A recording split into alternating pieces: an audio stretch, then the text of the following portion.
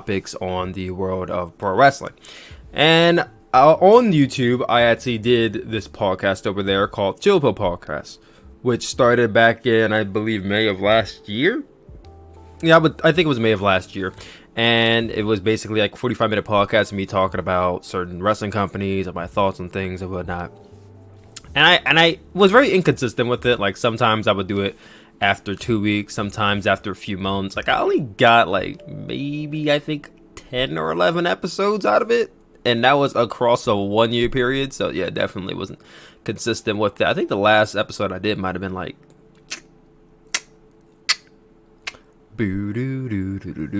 like, I think the last episode I did was probably like a month or two ago, like back in June. So yeah, I'm gonna try to figure out what am I gonna try? I am gonna figure out a schedule for what to do on here, because I don't have one made just yet. This is kind of, I don't want to say a spur of the moment thing, but if you guys don't know, I am a kind of not doing YouTube at the moment. TV Asahi, the broadcasting rights company for a pro wrestling company called New Japan Pro Wrestling, they copyright striked 10 of my videos. And when you receive 3 copyright strikes on YouTube, your channel gets deleted. Now, my channel is currently in pending deletion because I counter notified those strikes. So it's in a review right now. I don't know what's going to happen. I don't know if TV Asahi is suing me. I don't know if they said, all right, he's fine. So it's in a looming position. I don't know what's happening. So all that being said, there's really nothing to do on YouTube at the moment. So I figured I would take some of my my thoughts and opinions over to Podbean and other podcasting platforms to talk about pro wrestling. But this has been going on long enough. I guess you guys already get the gist of what I'm doing here. That being said, let's talk about what's happening in pro wrestling. I figure before we hop into all the pro wrestling news, I would do a bit of a briefing on what I'm about as far as a pro wrestling fan goes. So there's this thing on this app called Amino, Amino, that's called the 20 questions every wrestling fan, oh my god, 20 questions. I put this weird in my notes. That's why I wrote it so weird. 20 questions every wrestling fan should answer, or something along those lines. And I've seen this like a few times over the last few years. And on my YouTube channel, which you can't see because it's, I mean, you can go to the channel. It's active. I just can't upload. If you go to my YouTube channel, I've actually done this video twice already. I've done it once in 2015 or 2016. And then I did it again in 2017. Like, basically, I updated it the next year. I haven't done it since 2017, but I figure it would be interesting of me to answer these 20 questions with my perspective now. You know, I'm older, 23 years old. I don't want to say I watch less wrestling, because I honestly do watch more wrestling than I did when I was like 20 or 19 years old. Because when I was 20 and 19 years old, the only wrestling I watched was WWE. Like, WWE, Raw, SmackDown, NXT was really all I knew. I mean, I knew of other promotions, but I didn't watch any other promotion consistently aside from WWE. Now I watch AEW. I mean, I don't watch WWE at all. I watch AEW. I watch New Japan Pro Wrestling. I watch Stardom. I watch I would say I attend independent shows more than I really watch them. But yeah, I watch independent wrestling. Here and there, if the show's actually good, I might check out Impact Wrestling. I'm starting to get into some old All Japan shows. You know, I'm broadening my horizon. But there's 20 questions here every pro wrestling fan should answer. I'm going to go through this so that way you guys know a little bit about me before I get into this pro wrestling section of the podcast. What? this podcast already is pro wrestling. What am I talking about? If you guys, if there is a 5-star option in this podcast, rate it 5 stars, because this podcast is awesome and bad at the same time. So yeah, let's hop into this. Damn it, this is terrible. So yeah, let's hop into this. So the first question, before I actually start, I reworked a lot of these questions because, to be honest, even though this says 20 questions every wrestling fan should answer, this is mainly a WWE-centered, like, questionnaire. Like, all these questions are, first of all, they're dated because they don't use the term women, they use the term divas. So offensive for them to say divas. But It's all WWE questions, so I kind of reworked them so that way it's a little bit more wider on a spectrum of how I can answer the questions. But that being said, let's get into this. Okay, so the first question is, who is my favorite current wrestler? Easy. I would say Hiromu Takahashi. He's very entertaining. I love the way they're kind of pushing him post Naito's reign in New Japan. I really don't think they're gonna push him too much more since he already lost to Evil at Sengoku Lord. But even before this, like, he was always entertaining. He was one of the first wrestlers I gravitated towards when I first started watching New Japan, outside of Kota Ibushi and Kenny Omega and Okada. Like outside of the main crop of guys that you would know from New Japan, like, the first person I gravitated towards when I started watching New Japan was Hiromu Takahashi, and he's kind of just been my favorite ever since. So yeah, definitely Hiromu Takahashi. Favorite wrestler of all time, Chris Jericho, hands down. End of story. The dude's amazing and awesome. And it really sucks. It really does suck because I've always been a big fan of Chris Jericho, and I feel like you always hear the term, you never meet your heroes or anything. But like a few months ago, when the whole Black Lives Matter thing was at its height, and I can't say that it's not, like, active anymore, because it's still a thing, and it always will be a thing. Black Lives Matter, if you guys didn't know. Chris Jericho, like, commented on some post that said Black Lives Matter, and he responded with All Lives Matter. And like, that one comment alone in his response to it, like, kind of soured me on a lot of my fandom of his. And I won't say that, like, I'm not a fan of his anymore and I can never talk about Chris Jericho again. Like, I'm not that way, but like, I feel like the perspective I have on Chris Jericho as a person versus him as a wrestler is just not the same as it used to be. Like, after all that, I'm just, I don't look at him the same way anymore. It's kind of sad. I mean, I don't look at a lot of wrestlers the same way after the whole Speaking Out movement, but you guys get the point. So we get into number 3, favorite current women's wrestler. It's really sad because my favorite women's wrestler at the time before she retired was Arisa Hoshiki, and yeah, she's retired. And Hana Kimura before Arisa, and she's sadly up in the air with the Angels. Rest in peace. So, who is my favorite women's wrestler at the moment? Oh, Tam Nakano. I don't know why I think about it. Tam Nakano. She's so talented and gifted and easily one of the best wrestlers Stardom has. If not Tam, I would say Azumi. She's very young and super experienced for her age, and she's also kicks ass. She's currently the high speed champion in Stardom. If I could say outside of Stardom, then it would probably be Asuka. Asuka's been my favorite women's wrestler for like the last 5, like, ever since Asuka came into NXT, I've been a fan of hers, and my fandom has just grown ever since then. And I just never, like, kind of lost my, I'd hate seeing the word fandom again. I never lost my support for Asuka over time. Like, there's a lot of wrestlers that you like and you get behind, but then over time you lose support for them. They either move down the card, or they're not as interesting anymore, or you move on to the next big thing. But like, Asuka's like the one wrestler that, like, I've never, like, lost hope in. I never like kind of, lost any type of, once again, fandom I had for her.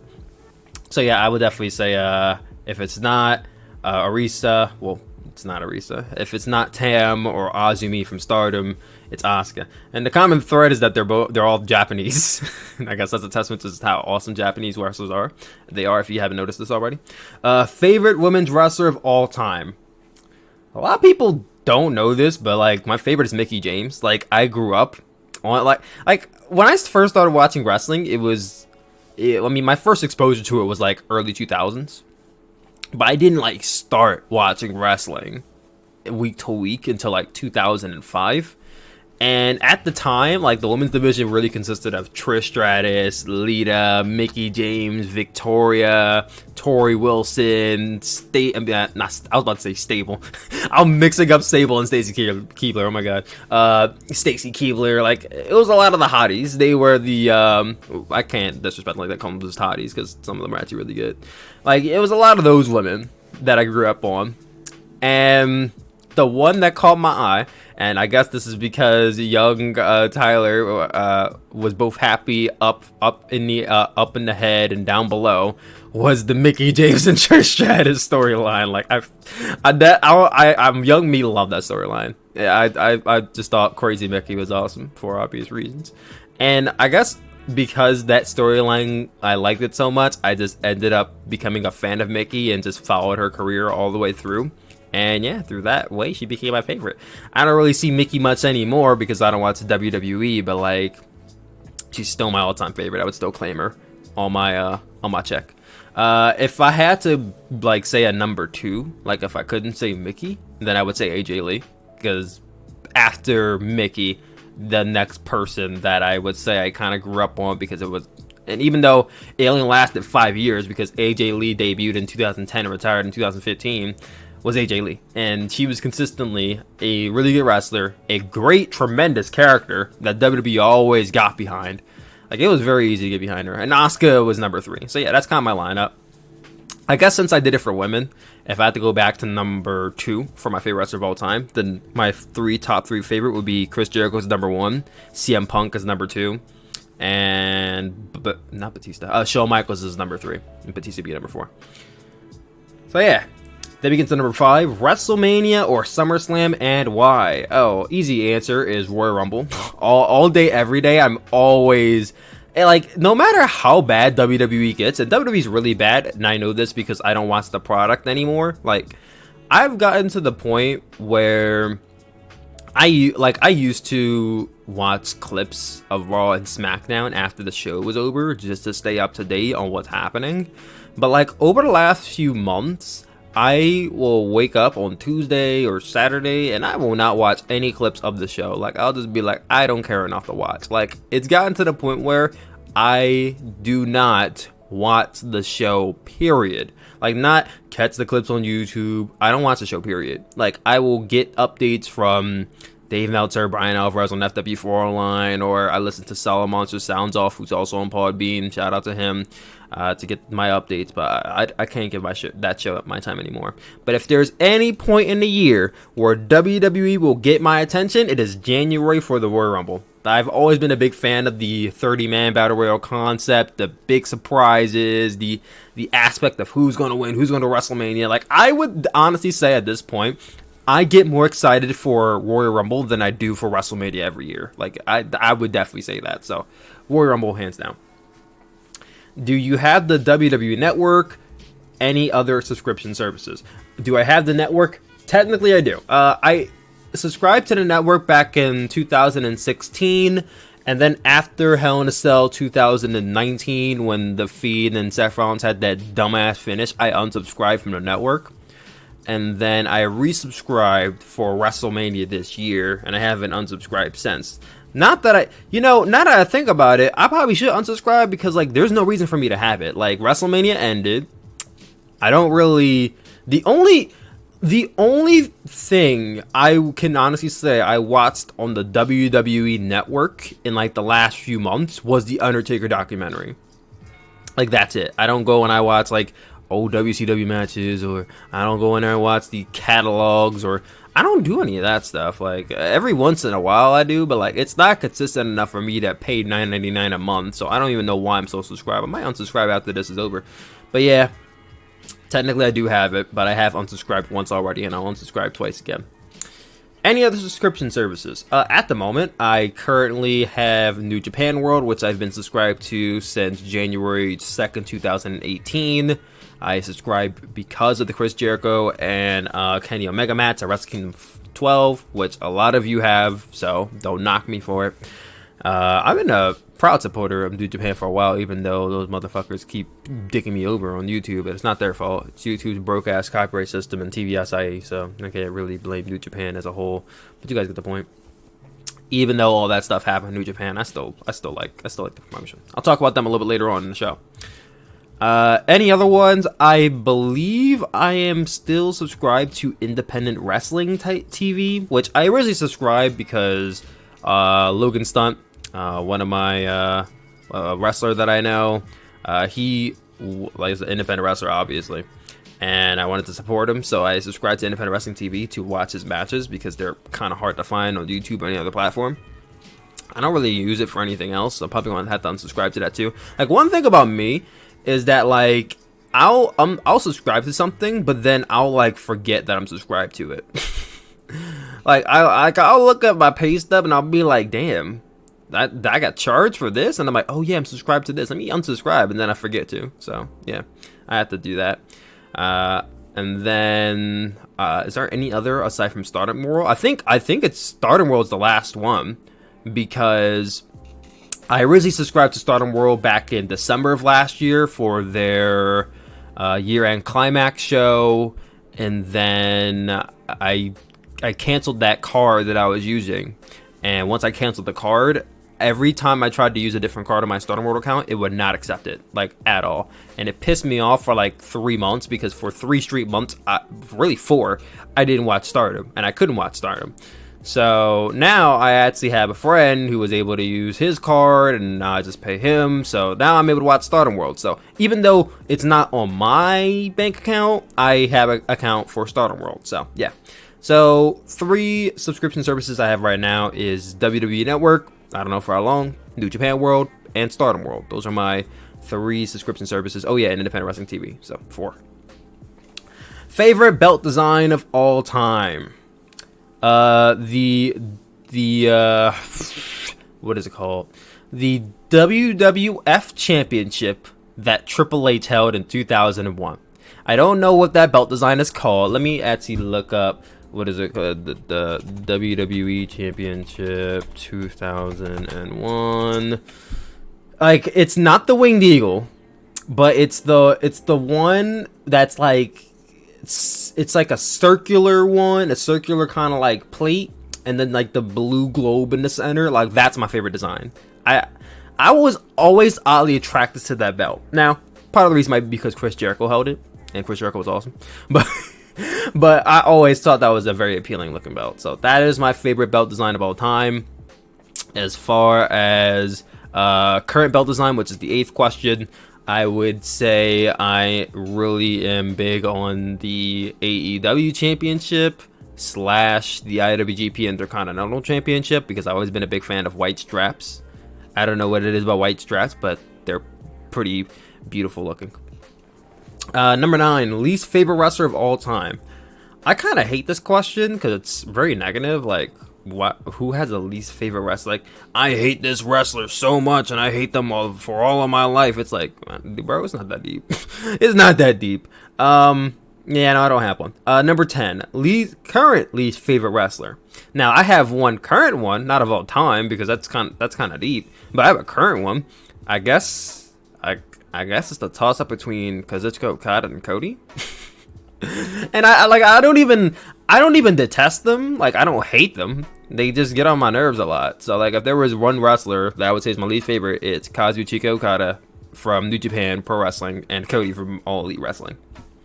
Favorite WrestleMania moment. Ooh, favorite WrestleMania moment. Because, you know, I've seen clips from every WrestleMania, but I've not seen every WrestleMania in its entirety.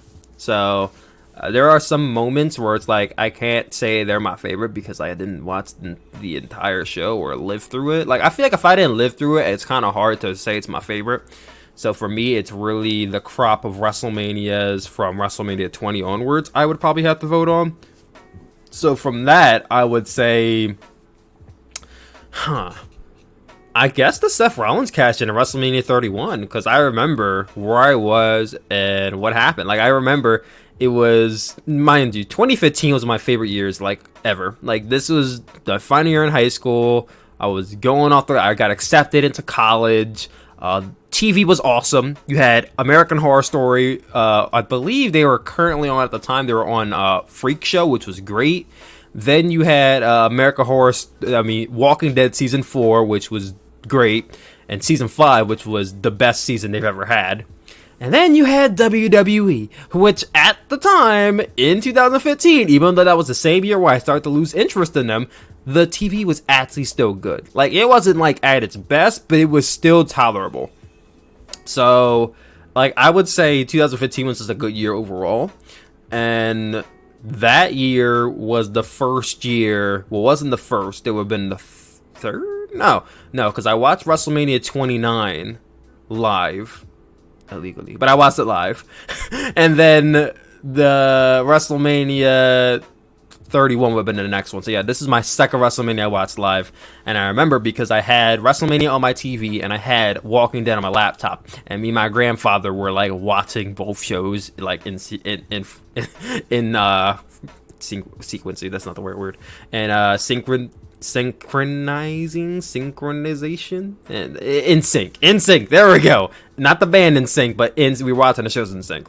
And when like the Walking Dead ended, I believe the final match, or it might have been the match before this, but I think the match was Brock Lesnar versus Roman Reigns. We watched that one together, and like I remember at the time I hated Roman Reigns. Like, I ain't gonna lie, like back in 2015, your boy was the biggest Roman Reigns hater you could find. I hated that man back in 2015. I can't say the same thing about him now. Like, I would say if he were to return, I would be kind of happy, honestly.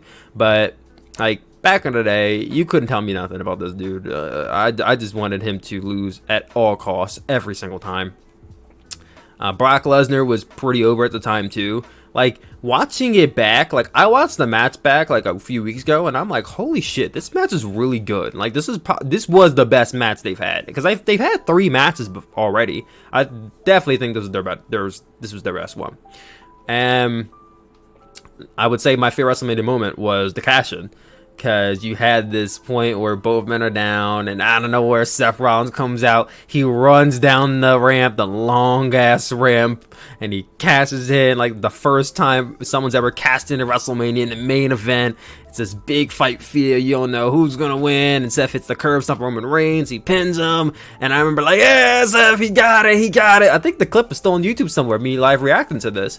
Like, it was a dope moment. Like, that's definitely my favorite WrestleMania moment. Was Seth Rollins cashing in at WrestleMania 31. Favorite era, Ruthless Aggression, because bias, I grew up in the Ruthless Aggression era, so I would definitely say Ruthless Aggression. I feel like Attitude Era to an extent is kind of overrated, and I'm not sitting here and be like, oh, Attitude Era was not as good as people say it was, but I feel like people praise the Attitude Era, but then they don't give the Ruthless Aggression Era enough credit, so I would definitely say Ruthless Aggression Era, because that's where a lot of the best matches were. Moving on. Favorite match of this year so far? Ooh, that's kind of tough, because there was a lot of really good matches this year. Even though there was not a lot of matches with fans, there were a lot of good matches this year. That's kind of tough, because it's like I can go Royal Rumble 2020. Either women's or men's Royal Rumble was good, but the men's one was really good. I could go freaking Takumi Iroha versus Mayu Iwatani from Stardom Major League, because that was hands down the best women's match of the year. I don't care what everybody says. Go watch that match if you haven't already. I could also go, also was a really good match from this year? Charlotte Flair versus Rhea Ripley from WrestleMania. Like, even though I didn't like the fact that Charlotte won, the match was really good. I think that might have been the best match of night 2. Like, that was a really good match. Can't forget about Hangman Page and Kenny Omega versus the Young Bucks at AEW Revolution. That was also really good. You had Sammy Guevara. I don't know if Sammy Guevara versus Darby Allin. That wouldn't be a match of the year, but it was definitely a really good Dark Horse match. There was another match on that show that I'm forgetting about. Those. Oh yeah, Orange Cassidy versus Pac was great. But I think, and it's gonna sound funny to you guys, but I think if I had to say what a match of the year is for me, I would say Hiromu Takahashi versus Toru Yano from New Japan Cup this year. Like, that match, it didn't have to be some dramatic 30-minute classic with stiff strikes and near falls. Like, it was straight story from the point of Hiromu Takahashi fearing Toru Yano because he shaved his head in the past, and it was like Hiromu Takahashi facing his fears, but then Toru Yano pull out clippers and he would go into like basically a panic attack, and just the way the match was formatted and the finish was just so unique. I won't spoil the finish for you guys, but if you haven't seen that match, go watch it. And I know a lot of you guys might conflict me on, oh, you can't have a comedy match or a match that's not this to be your match of the year, but goddamn it, it's my match of the year. Not your match of the year, it's my match of the year. So yes, I believe Hiromu Takahashi versus Toru Yano was one of the best matches of 2020. Bite me. Favorite piece of merch I own. I actually own a lot more wrestling merch than I think I do. I definitely own a lot of wrestling shirts. I'm currently wearing one right now. You can't see it because there's no cam. But I'm currently wearing my Hangman Page shirt. If I had to say what is my favorite piece of wrestling merch, maybe the signed picture of the signed picture I have of Hana Kimura. And for obvious reasons, you know, she's no longer with us, and she signed it herself. She signed her name.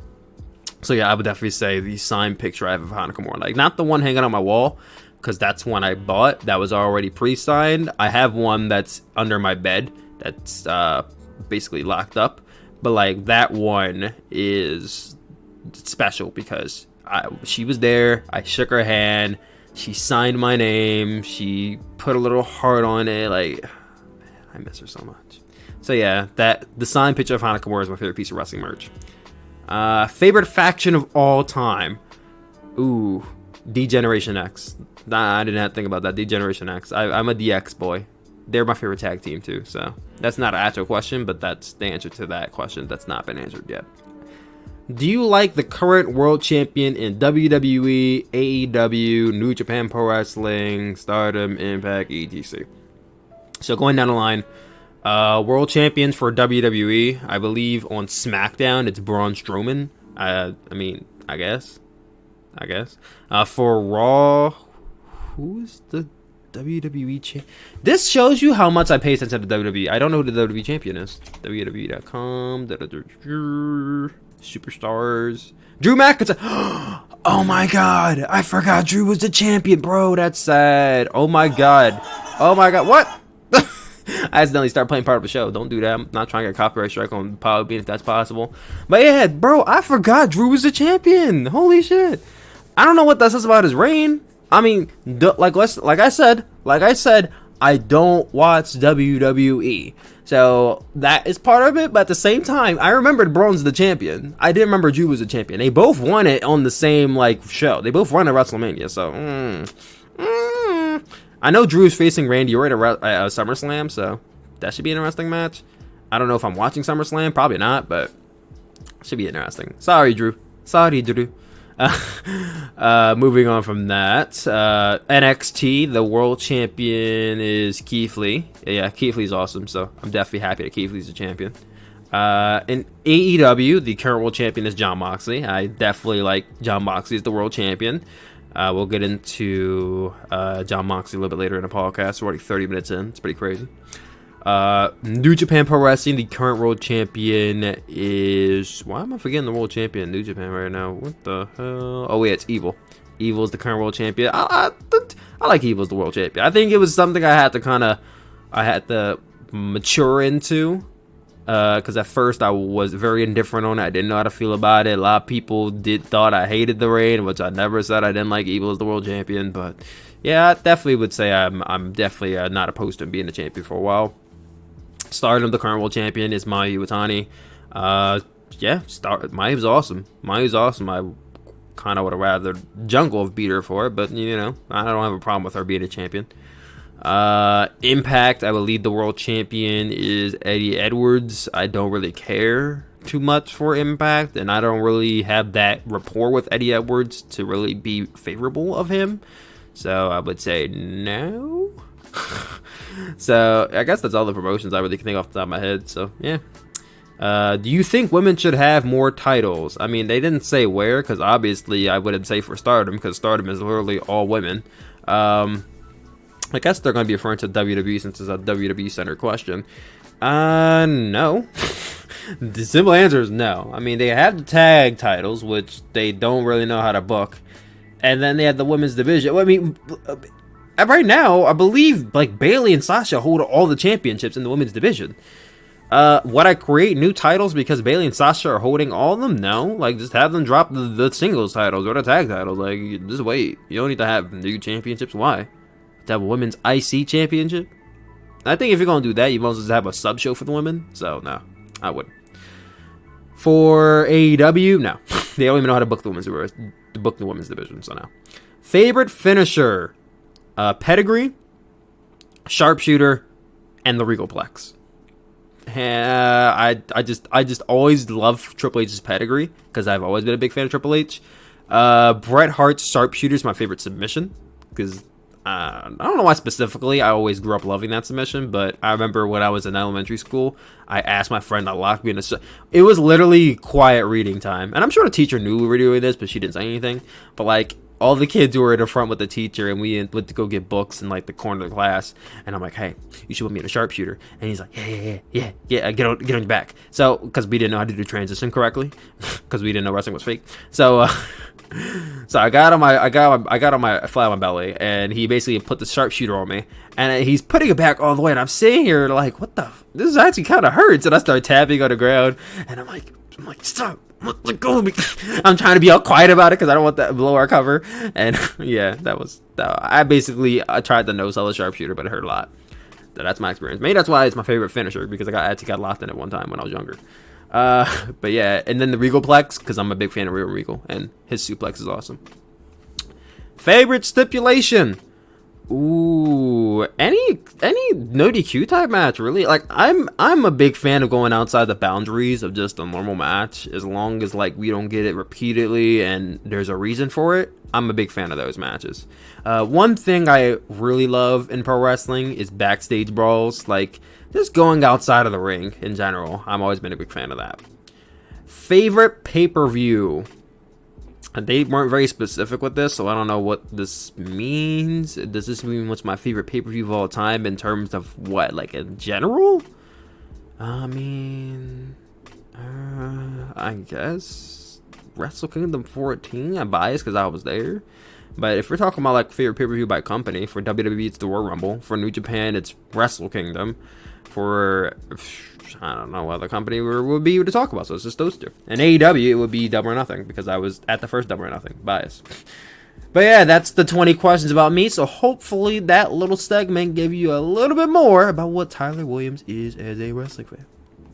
But now we move on to the actual news in the show. So on the show, we're going to be going by Pro Wrestling News Roundup, then into a review of AEW, talking about WWE, all this other kind of stuff. So we're going to first start off with a pretty old news story that I'm just kind of getting around to talking about, and that is Kairi Sane leaving WWE. So, as reported back in March, go to episode 8 of the Chopo podcast on YouTube, if my channel still remains. I basically talked about how Kairi Sane's contract is expiring in April, and it's basically going to roll over due to the fact that she was injured. And there was a rumor at the time, Dave Meltzer reported on it, but like it wasn't confirmed. And now it turns out to be true. She had her last match 2 weeks ago against Bayley on Raw, and I believe she got written off officially last week on Raw. So, yeah, Kairi Sane is no longer part of WWE. She was set on her way, and WWE was very positive about this. They were giving her tribute on YouTube and Twitter, and I wouldn't say they gave her the Dean Ambrose treatment, because she wasn't as big as Dean Ambrose, but like they were very positive and very receptive to her leaving than they are about a lot of people. Now, the reason I believe they're very receptive to this is because I never seen Kairi Sane ever talk out of tune about WWE on social media, and I never heard reports about her being, hard to work with or questioning creative. Like, she never struck me as the type of person to do something the company wouldn't like. She always struck me as a team player. So, when you're a team player, the team likes you. So, it's not really too surprising to me that they gave her that treatment. But it is good to see, because every once in a blue moon, you get WWE that has a nice send-off for somebody, and then there's the next slew of people are just like, such and such has been released. We wish them the best on our future endeavors. Or you have a Black Wednesday situation where they release 30 people one time, and it's like, okay, go on to the pandemic, and hopefully you survive with no income. Peace. So, yeah. It happens like that sometimes. That's just the way it is, I suppose. But yeah, Kairi Sane has officially left WWE.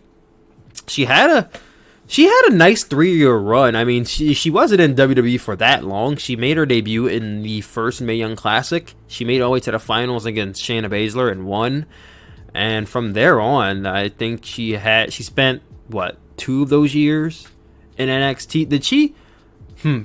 Did she come to the main roster in 2018 or 2019? I think 2019. Yeah, I think it would have been Let me go to Wikipedia right now. Kairi Sane. We're doing this all live on the podcast right now. Please get rated 5 stars. NXT Women's Championship. Yes. April 16th, 2019, she debuted on SmackDown. So, yeah, she debuted only a year ago on the main roster. And a lot of that time was spent at NXT, and she had a good run. She was a 2-time NXT Women's Champion, had some really good matches down there. Sadly, we never got Io versus Kairi, a singles match. Of course, they were in a fatal 4 with each other. I believe it was at TakeOver, not 25, but the TakeOver before that. It might have been TakeOver New York, I think. Yeah, it was Kairi, Shayna, Io, and Bianca. And they had their little interaction there, but they didn't actually have a singles match, which is kind of sad. We never actually got a singles match between Kairi and Asuka either, which is also kind of sad.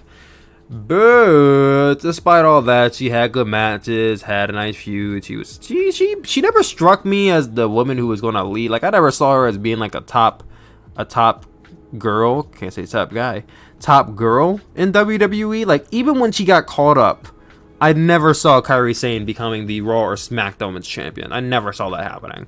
And you guys know, like, she was literally the tag team partner for Kairi Sane as, not herself, Asuka at the Kabuki Warriors. And who won the championships during that tag team? It was Asuka. She won both this. I think Asuka won both the SmackDown and Raw Women's Championship during the reign as Kabuki Warriors. So, yeah.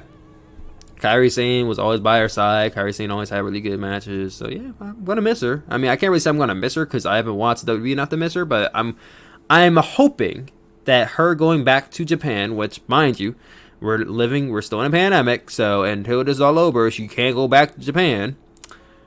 I suspect that soon we're going to be seeing Kairi Sane back in her home promotion of Stardom. And we will see her versus Mayu Iwatani.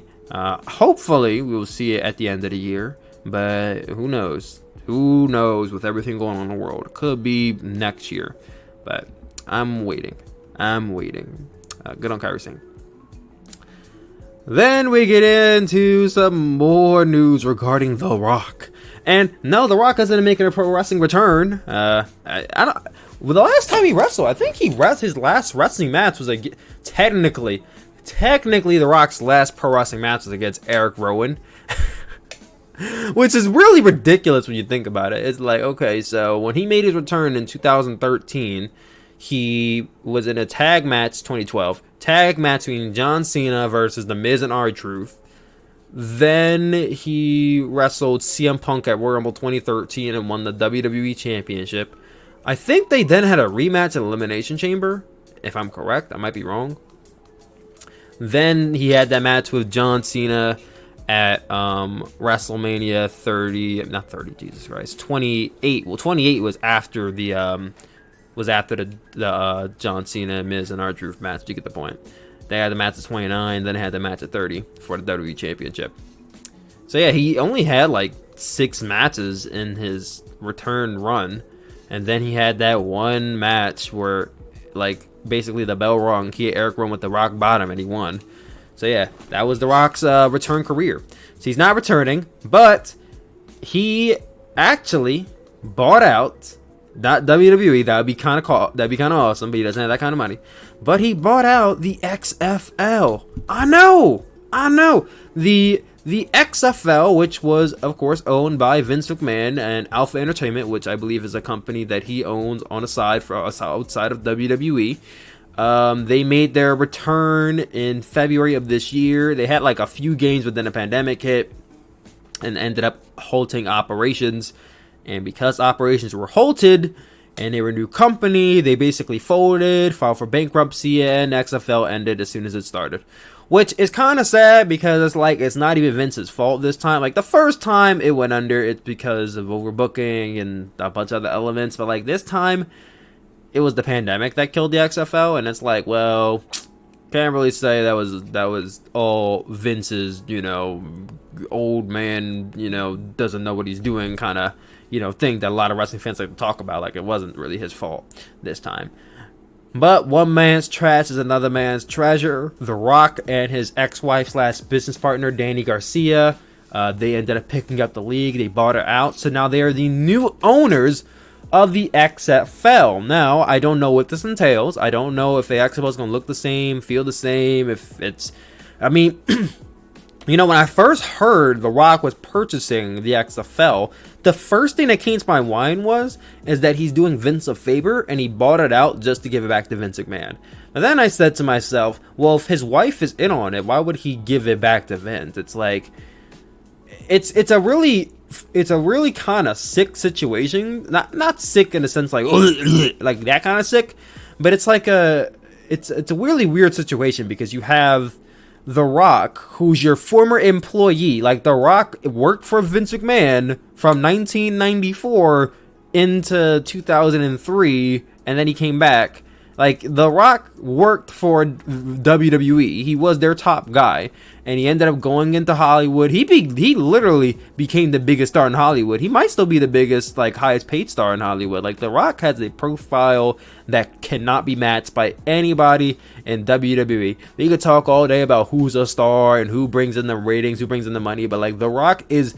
It might hurt to hear this, but The Rock is bigger than WWE. Like, I'm not talking about the like the show Monday Night Raw. Like, as a whole, The Rock is bigger than... I would even say The Rock is bigger than all of wrestling. Like, he is just that high profile.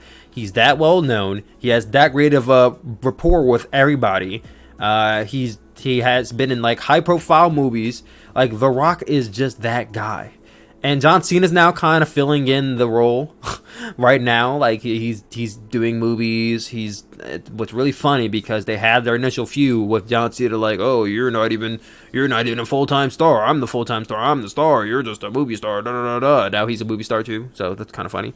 But yeah, now The Rock is like probably on the road being a billionaire very soon. And now he brought up the XFL. I could only assume that good things will come of this because of Rock's relationship. And you got to think about it this way. Like, Vince McMahon, even though he's a well-known figure in not just the wrestling world, but like the world in general, like, you hear the name Vince McMahon, even if you're a non-wrestling fan, you've probably heard the name before. You can assume that he is...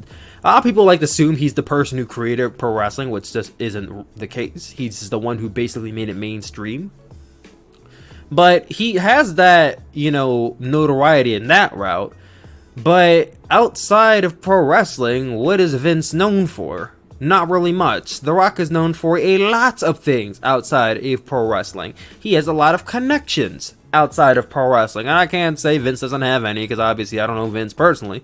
But I like to believe that The Rock actually knows a lot of people that could get him hookups to stuff like this. And I think this is going to work in his favor.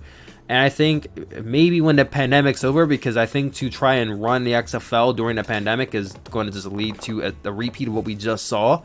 I think maybe 2021, when things ease up, hopefully by then things are easing up. The way this country is, we're never going to fucking have the normal again. But hopefully by then, you can start having people back in shows. Maybe you could... I think The Rock could honestly build the XFL up as... possible, not like straight up, you know, head to head, week to week, you know, AEW versus NXT ratings war between XFL and NFL, but he can possibly make it a true alternative to watching NFL. And I mean, as for me, like, I'm not really a big football fan. Like, I'm a Dallas Cowboys fan. I know a lot of you guys probably are like, oh, Philadelphia Eagles fan, but I'm a Dallas Cowboys fan. My dad's a Cowboys fan, so by virtue I became a Cowboys fan. Like, I watch football every once in a blue moon, and mainly for the Eagles versus Cowboys games, but, like, don't ask me about, oh, what did you think about the Saints versus the Chiefs? Like, I didn't watch that game. I didn't watch any other game. Like, there'll be years I don't watch any football whatsoever aside from the Super Bowl. Like, that's how little of a fan I am of football. So yeah, no. Will I be watching this? Probably not. I'll check out the first show like I did for the XFL, but I hope the best for The Rock and the XFL. That's all I can say. Next piece of news is SummerSlam 2020 rumored to be in New Jersey? Yes, as reported by Dave Meltzer in his Wrestling Observer newsletter, WWE is apparently heavily considering moving operations outside of Florida because Vince McMahon is really getting fed up with having PC shows, which, I mean, I could understand. You know, you have the aesthetic of AEW that runs Daily's Place, which is much bigger, has actually a lot better viewing. It's outside. You have the lighting of, the sun sometimes, the blue sky. Like, AEW looks like a more high-profile show than WWE does right now, just because WWE, by virtue, is studio wrestling. Like, that's what it is. It's a studio wrestling show.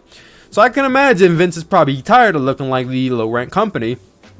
So the best bet would be to move it out of the Performance Center. Now, of course, their operations are done in Florida, so it's easier to find locations to do in Florida, but at the same time, Florida's a cesspool right now in terms of coronavirus cases. So is it the smartest move to make? I don't think so. But I think in due time, we will see them move out of Florida. And they're already talking about it as early as this month. There is talk about them doing a SummerSlam outdoor show in Atlantic City, New Jersey.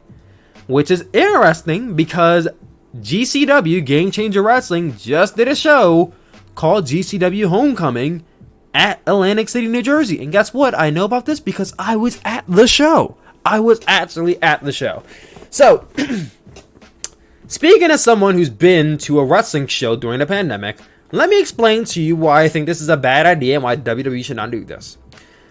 Number one, I did not intend to go to GC. Like, the reason I went to Atlantic City was because I needed a short little vacation because I've been stuck in a house for a few months and I needed to go somewhere and I couldn't go really anywhere big, but New Jersey probably was the worst place to go. But I'm like, okay, link up with a friend I know there and we'll hang out, whatever. Doesn't really work out, but whatever.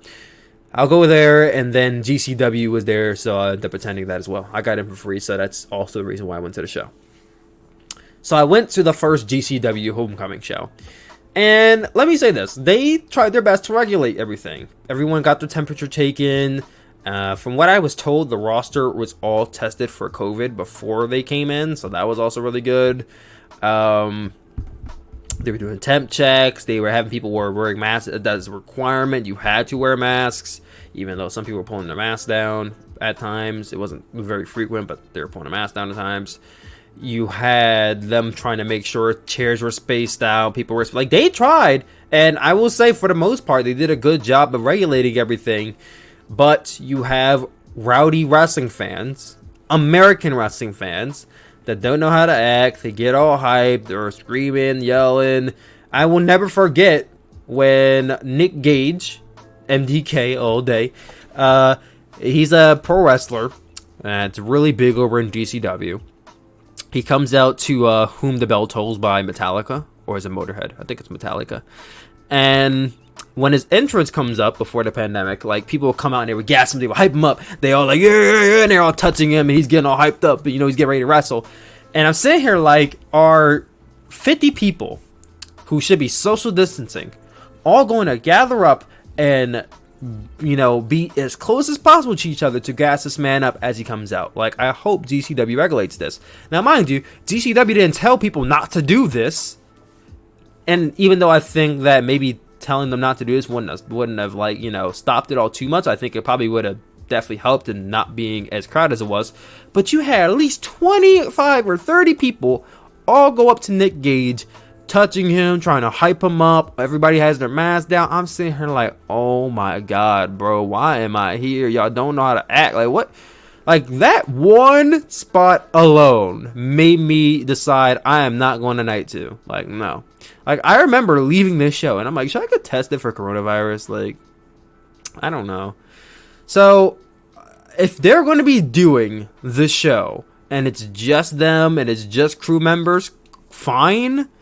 But and another thing is that they did not have the toilets. They were not fixed. So when we went to the pier, because that's where I have it at the pier in Atlantic City, basically their bathrooms was either broken, not fixed, or what. But if you had to go to the bathroom, you had to physically leave the area and go like basically a block and a half down to either a hotel or some bathroom and use the and then walk all the way back to the show.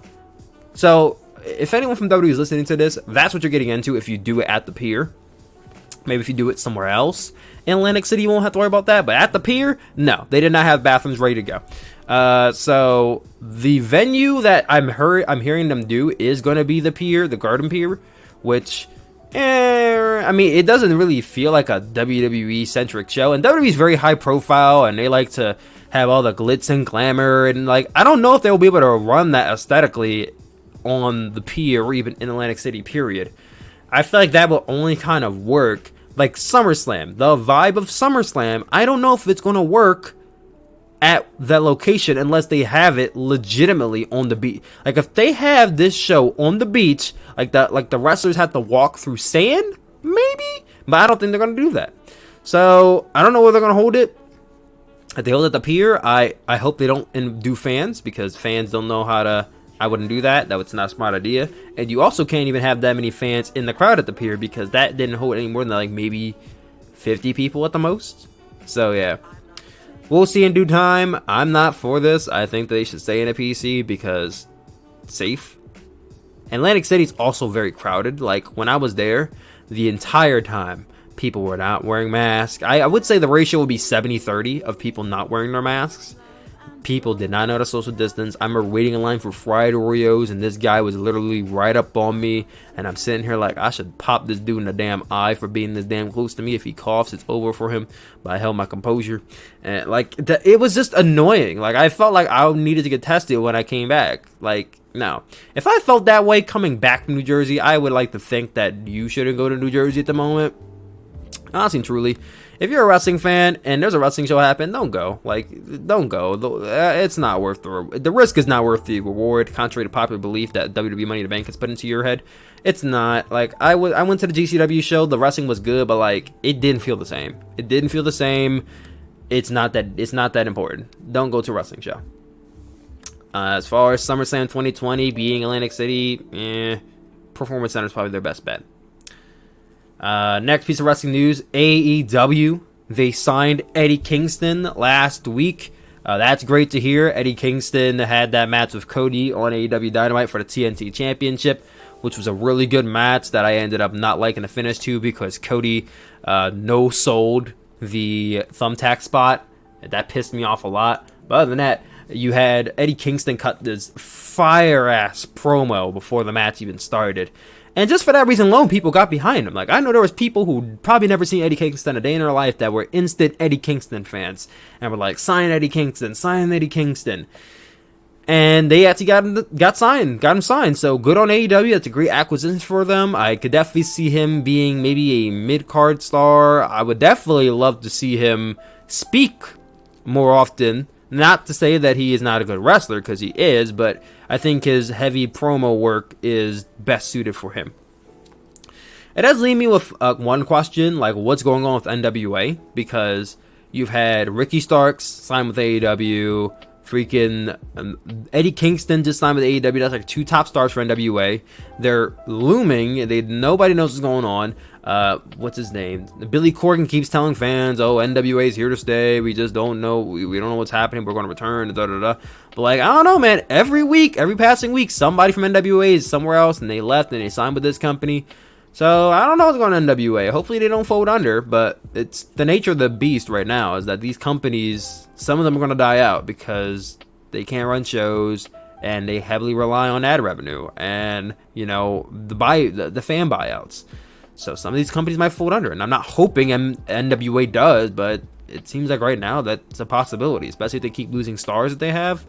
It's definitely not going to work out for them in the end. Once again, big signing. I mean, not big signing, but a good signing for AEW. Also, they should be kind of wary of how many people they sign, because during this pandemic, they've signed a lot of people. They've signed Matt Hardy. They've signed Brody Lee. They signed FTR. They signed Abaddon. They signed Anna Jay. They signed, well, as I just said, they signed Eddie Kingston. Before Eddie Kingston, they signed Ricky Starks. Like, they have, I don't believe Matt Cardona has signed to like an exclusive deal with them, but I think he's with them for a few weeks.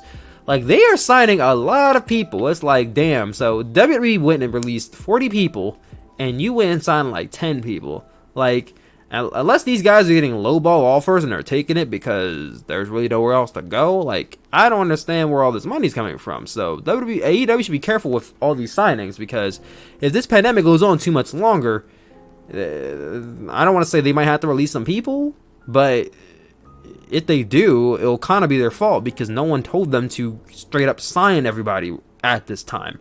Like, if they didn't sign anybody during this time, aside from Brody Lee, Matt Hardy, and Lance Archer, I'd have been like, I understand, that's fine. But you went and signed all. I'm not saying none of those people are really good additions to the roster. Like, I'm not saying that. I don't know if it was really important or needed for you to sign a bunch of these other guys. So hopefully they know what they're doing, and when it comes down to it, they won't need to release people, because if they do, that's going to be sad, but at the same time, I won't feel bad for them, because it's like you used your money to sign a bunch of people that you did not need to sign at the moment. So that's how I see it. Hopefully they're thinking smart about their money. And last but not least, well, technically not last, second to last news piece here is that Monday Night Raw ratings reached new lows. I believe 2 weeks ago they were as low as 1.6 million. Now, once again, if you go back to Chill Pill Podcast episode 8, that was a really good episode of Chill Pill Podcast, by the way. Definitely, I think it was my highest viewed episode of Chill Pill Podcast. Go watch it. I spoke on how Raw ratings are in the low 2 millions and how I don't believe it's possible, but I don't believe they will dip below 2 million and go to 1 million. Look where we are now. 1.6 million is the new low. Now, a lot of this is in due part because of the pandemic, and there not being crowds. And I asked a lot of my coworkers stop watching wrestling, and he's like, I can't really watch wrestling without a crowd. And I'm like, okay, that makes sense. So I know there are a lot of people who stop watching because there's no crowd and because the shows don't feel the same. It's definitely a big shock, a culture shock to everybody, to everything going on right now. And I feel like to an extent, yes, that's why. But at the same time, like, WWE has not been good for a very long time.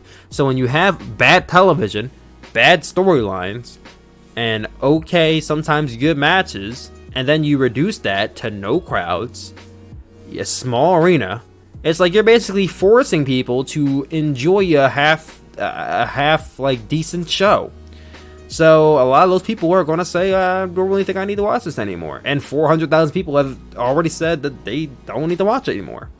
So yeah, they are kind of in emergency mode. And what do they do this week to get the ratings back up?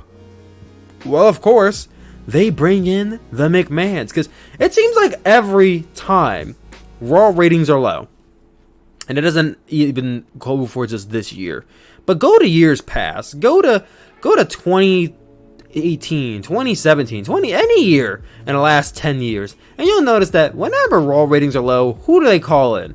They call in Vince McMahon for a major announcement. Stephanie McMahon is appearing on Raw. Shane McMahon is appearing on Raw. Triple H is appearing on, like, it's always the McMahons. And I hate that because even though they're a big deal, and obviously they are a big deal because they've made themselves a big deal, it's not helping your show for the long term, because people don't tune in every week to see Shane McMahon and Vince McMahon and Stephanie McMahon. They don't tune in every week to see that, unless it was like the Authority storyline and it was to see them get their ass kicked. But that's long gone, and we don't need to see that ever again. That time is coming gone. People don't tune in to see that, so I think it's just a bad operation to run off of in 2020. Maybe you should have better television and your ratings won't be so low. As a fact of the matter. So, Shane McMahon appeared on Raw this week, and I only know this because I watched the YouTube clip, because people are like, oh, Raw Underground, it was so awesome, it was so cool, and I'm like, what is Raw Underground? So I actually watched the clip on YouTube. I did not watch the full show. So basically, Raw Underground, which I hear initially and I think of Lucha Underground, I'm like, oh boy, they basically ripped off of Lucha Underground, which wouldn't sound like a bad idea, but So Shane McMahon basically is in this, like, really, what is the term I'm looking for? A warehouse, very beat up. If you guys ever played the video game Def Jam Fight for New York, this had very heavy Def Jam Fight for New York vibes.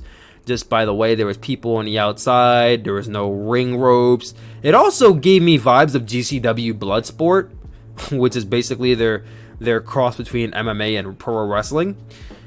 So this was basically cinematic Bloodsport. Shane McMahon's like, yeah, we're going to be having a great time here. You have these women, like very, very sexy half-naked women doing their little seductive dances. That was the best part of the show. But you had them dancing. You had people like cheering and whatnot. And like, we're going to get a fight started here. And he brings in this new guy by the name of Dabba-Kato. Oh my God.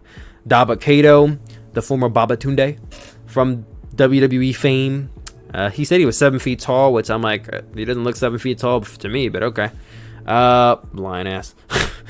But he made his debut against 2 no names, and like it's a scripted shoot fight. It's a scripted shoot fight, and it's not even a shoot fight, because it's like you have Babatunde or Dabakato, whatever his name is, Kuten Kente, whatever his name is. You have him taking down this dude, and then he's like throwing these fake looking. It's basically a wrestling match, but without the wrestling. This is what Raw Underground is, and you can't convince me otherwise. It is a wrestling show without the pro wrestling, just the fake strikes. That's all this is. Pro wrestling show without the pro wrestling and just fake strikes. Oh yeah, sexy woman and Def Jam Fight for New York vibes. Now there are a lot of positive reception to this, like, oh, I can't wait for the next episode of Raw Underground. Like, oh, it's so great. Like, this is awesome. It's gonna get the ratings back up and whatnot. And I'm like, I guess if you're a fan of WWE and you've been wanting them to do something different, then yes, this is cool and this is innovative and this is awesome. But like for me, like it didn't get me interested to watch the show again. Like, was it cool and different? Absolutely. But like, was it enough to get me watching Raw next week? No. Like, I'm kind of in this place where it's going to take me a lot to ever get interested in WWE in that capacity ever again. Like, I can never see myself watching Monday Night Raw every single week. I never see that happening. But watching, like, once in a blue moon, like, maybe WrestleMania, Raw after WrestleMania, something like that, like, I still try. But, like, I had no motivation to. And I think when you lose that passion, a lot of things they try, you just aren't really receptive to. And a lot of that is because they crossed a lot of trust they had with me. WWE is a bad track record of booking. So when it comes to them doing these big storylines, I get into that mindset of they're going to fuck it up somehow. So why even get interested? So that's kind of where I'm at with them. So Raw Underground, it looks cool, but it ain't going to do it for me, sadly.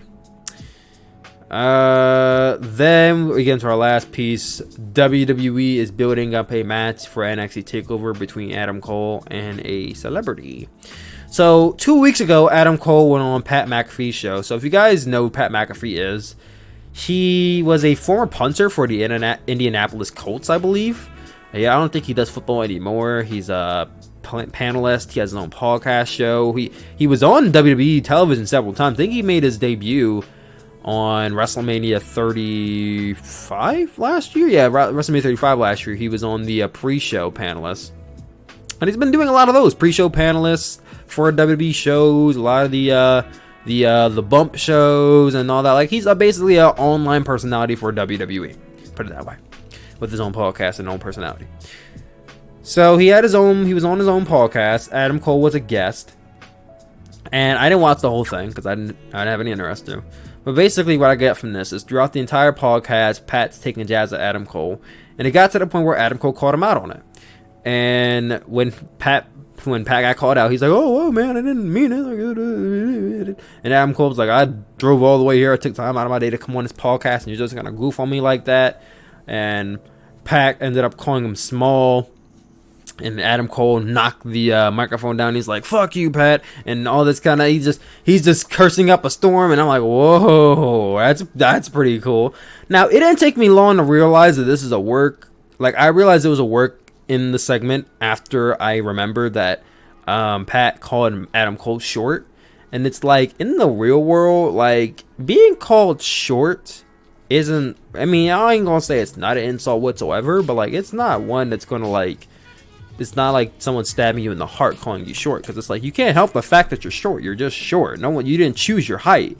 You know what I mean? So that's a WWE thing. Like, WWE really loves to, you know, make people believe that, like, oh, this guy's short, so he can't do it, and, you know, the whole Rey Mysterio thing.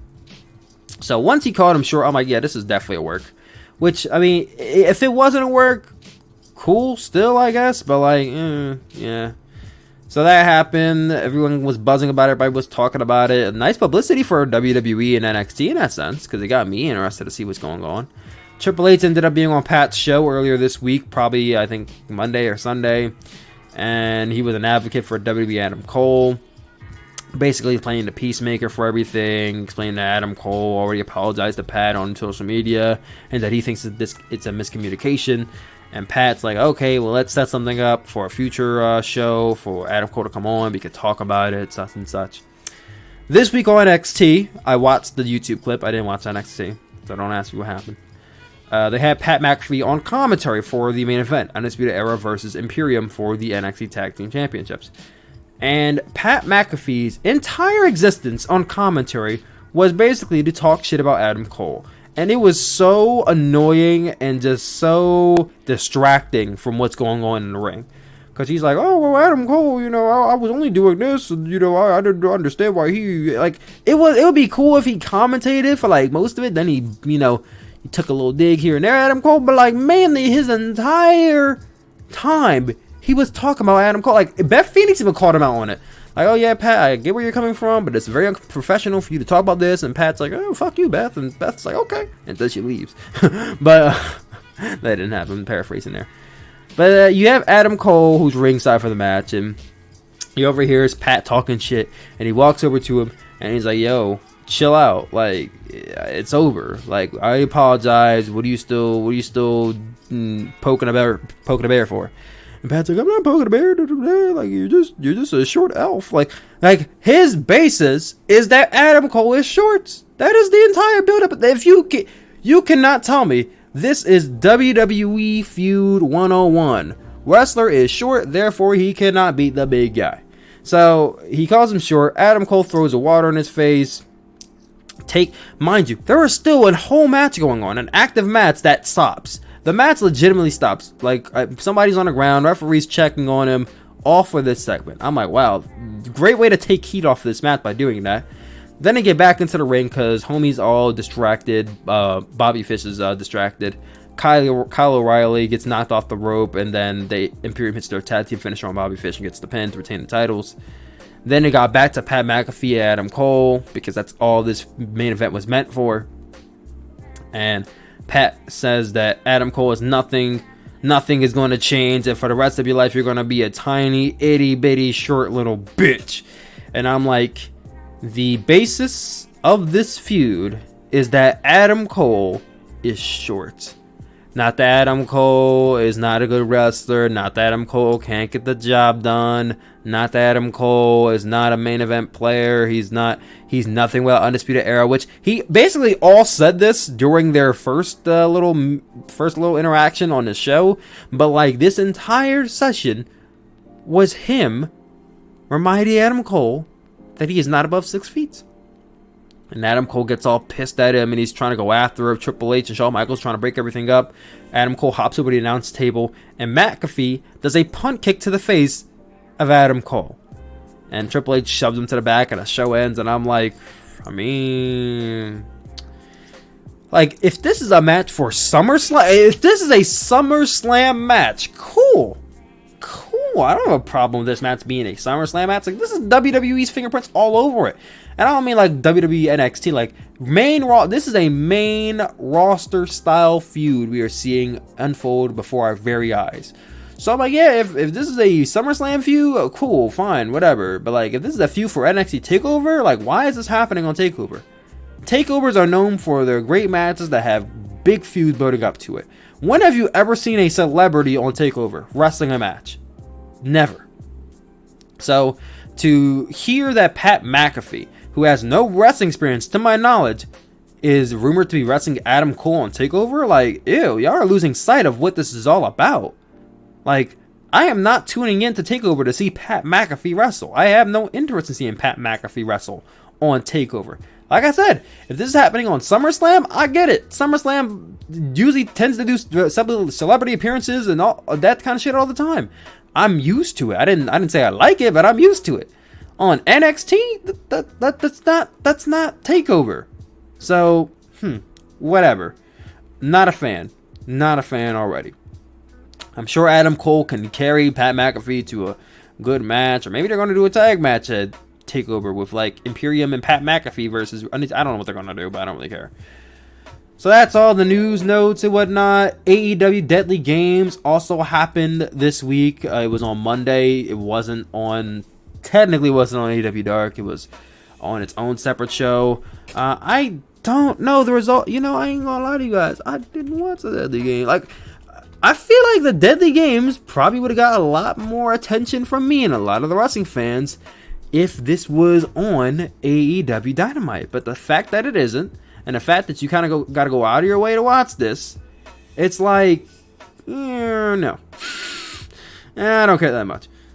So yeah, we had Brandy Rhodes and Allie versus Penelope Ford and Mel. Yeah, no, I'm not tuning in for that. And then we had Anna Jay and Tay Conti. So Taynara Conti's in AEW now. Good for her. Because I thought that I didn't think she was a bad wrestler. She just wasn't like really good. But like she has something to her. Anna Jay's good too. Versus Nyla Rose and Arian Andrew, who is not very good. So already you have Arian Andrew, Mel, who Mel might be good. I haven't seen Mel wrestle, but I have no reason and want to see her wrestle because they haven't given me a reason to. You have Mel. I would have knocked Penelope Ford if this was a few months ago before her match to Hikaru Shida, so I'm not going to knock her now. But you have Arian Andrew, Mel, Brandy Rhodes, and Allie. All on the same, like, yeah, no, I'm not tuning in for that. Like, I like my women's wrestling, but I like my good women's wrestling. And I hear those 4 names, and I don't hear good women's wrestling. So, yeah, no, I might catch it. How long is the show? 37 minutes? Well, I might tune in for it to see how it goes.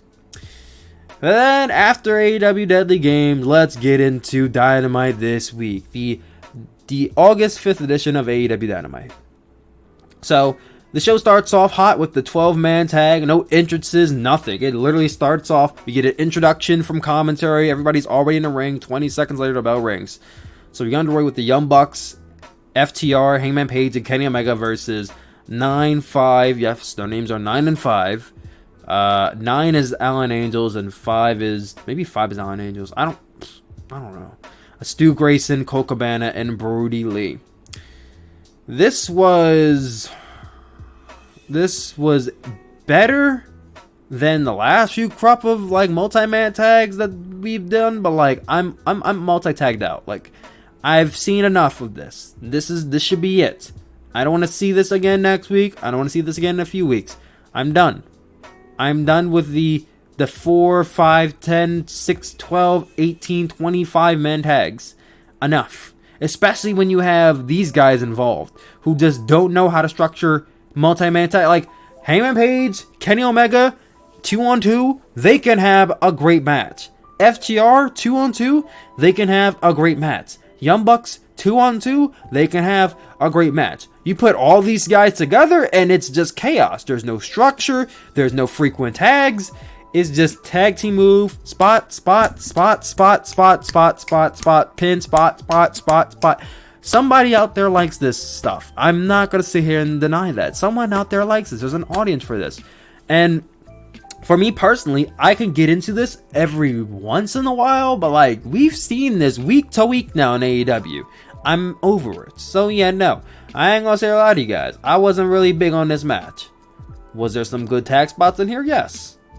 But it was infrequent, and that bugged me enough to not really like this match all that much. During this match, there was a demolition. I believe this finisher was from Demolition. FTR hits their Demolition finisher, which is basically the backbreaker elbow combination. And basically Dax is the one doing the backbreaker, and Cash comes off the top rope or the middle rope with the elbow. And once he hits this, Dax is clutching his knee, and he's selling it like he injured his knee on something. And everyone's going to check on him, except for the opposing team, of course. And he basically has to go to the back. And to the back with him goes Cash Wheeler and Hangman Page. Literally, all 3 men lead the match, and it becomes a 2-on-5 match. And I'm like, wow, well, not 2-on-5, a 5 men 3-on-5 match. What? Oh, a 6-on-5. I keep forgetting it was a 6-man tag. A 6-on-3. Oh my god, I can't speak. Yeah, y'all leave me alone, okay? a 6-on-3 match. A few minutes after that, Hangman Page came back out for the hot tag, made a thunderous comeback because Hangman Page legitimately is the best parts of Dynamite. And After this, he started running wild. Brody Lee got in the ring with him for a little bit. They had a nice big guy battle. And maybe we want to see Brody Lee versus Hangman Page. Like, that's going to be a kick-ass match whenever that happens. At the end of the match, we saw Hangman Page and Kenny Omega go for their Yeehaw trigger on Brody, but Brody ducked. Hangman Page almost hit Kenny, but Kenny got blindsided, hit by somebody that led Brody to follow up with his discus lariat onto Hangman Page and get the pin. So the Dark Order winning this match. Like I said earlier, like overall as a whole, I wouldn't say this match was bad, but it was too much chaos for me. I've seen enough of this. Let's not do this again for a while, and we'll be fine. So earlier in the day on AEW, Best Friends pulled up in Trent's mom's van. So immediately the van's getting trashed by somebody. You're just waiting for who. After that, we then got a Jon Moxley promo, which this was really good. The whole base of this promo being that he sees a lot of young and dumb versions of himself in Darby Allin. That Darby Allin will listen to advice from others, and that he wish he would have listened to advice that people gave him growing up in his wrestling career, Jon Moxley at least. And that he hopes that Darby understands that he wants to challenge Jon Moxley. And he calls Darby his favorite wrestler, that he doesn't know what he's getting into with Jon Moxley, and that he doesn't want to go down as the guy who ends Darby's bright career. But his title's on the line, and he's got to do what he's got to do. And I'm like, straightforward, to the point, great delivery. I like this promo. It got me excited for the match. And he asked Darby that when the time comes, when it's time to stay down, stay down.